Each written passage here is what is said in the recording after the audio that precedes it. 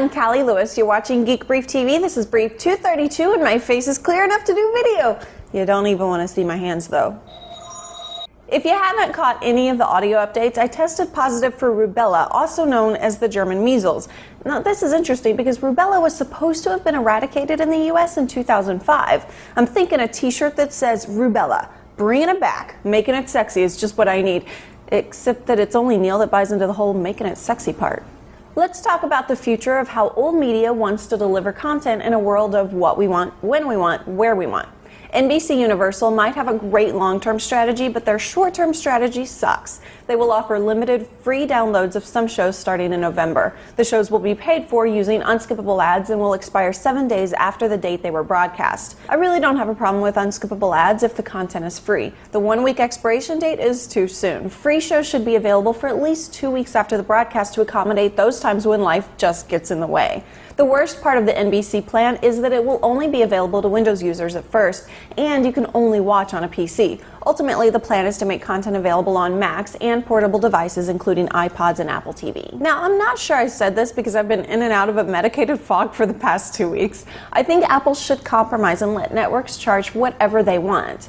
Let the market decide what they're willing to pay. Apple does it for audiobooks. Audiobooks on iTunes don't have any standard pricing, so Apple's argument that TV shows should all be priced the same just doesn't work for me. ABC's newest strategy seems to be aimed at appeasing business partners worried about being left out of the download loop, network affiliates. So far, ABC has only made shows available through iTunes for sale without ads and on abc.com for free with ads. Shows will soon also be offered through an abc.com on AOL player a day after their broadcast. The player will display local affiliate IDs and shows will include local advertising. CBS is playing it safe and sticking with iTunes, which is brilliant actually, because essentially they're sitting back and probably having a blast watching other guys make mistakes.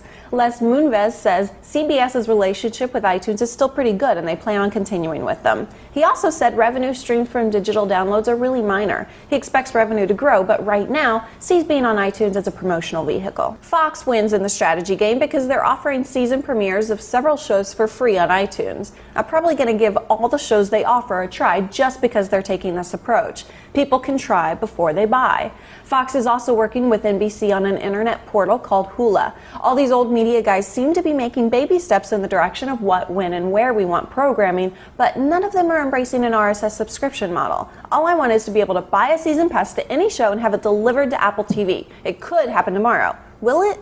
I doubt it. I've been holding some stuff in, so let me at least do one gadget story about a new USB microphone from M Audio. First of all, if you're the type of person who can look at a microphone and say, oh, that's beautiful, I think you'll like the design of the Session Music Producer. Like the Rode Podcaster, it has a headphone jack built in for real-time self-monitoring. Without the headphone jack, a USB mic will have latency in which what you say or you're seeing isn't processed immediately. At $100, the mic is a great buy for podcasters and independent musicians.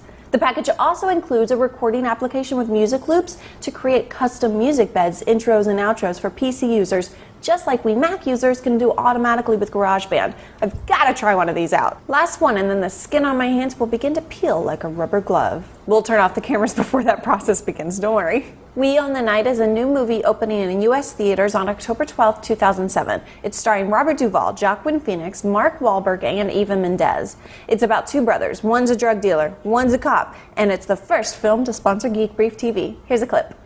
I used to tell my kids, work first, play later. My son Joseph really took that to heart. He's taking down the city's biggest crime family. This is the police! But he never imagined he'd come face to face. All the places, you gotta come to my place. With his own brother. I'm done with you! Get down! Get down! Joaquin Phoenix, Mark Wahlberg, Eva Mendes, and Robert Duvall in the most electrifying thriller of the year. We Own the Night, rated R. Neal and I will go on opening night, and of course you guys are invited to join us. We'll put details in the forum at gbtvtalk.com, and you can find out more about the movie itself at weownthenightmovie.com. I'm Callie Lewis. Thanks for watching.